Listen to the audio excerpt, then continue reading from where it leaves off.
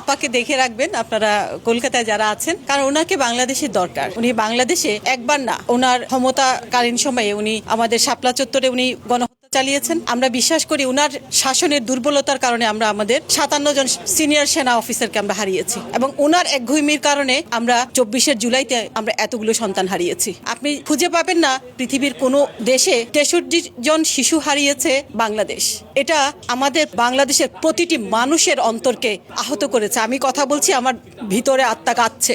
আর ভারত এই মহিলাকে জায়গা দিয়ে আমি বলবো বাংলাদেশের সাথে সম্পর্ক নষ্ট করছে। ভারত বাংলাদেশ একটা ঐতিহ্যবাহী আত্মার সম্পর্ক, যেটা এই মহিলার কারণে নষ্ট হচ্ছে। আমরা বিশ্বাস করব ভবিষ্যতে ভারত এই খুনি হাসিনাকে বাংলাদেশের হাতে তুলে দিবেন, তার বিচার হবে। এটাই বাংলাদেশের মানুষের কাছে চাওয়া। ভারতের সাথে আমাদের কোনো দুশ্মনী নেই, আমাদের ঐতিহ্যবাহী সম্পর্ক আমরা সেটা ধরে রাখতে চাই, এবং ভারত সুবুদ্ধির পরিচয় দিবে, প্রতিবেশীর পরিচয় দিবে, এই খুনি মহিলাকে বাংলাদেশে ফেরত দিবে।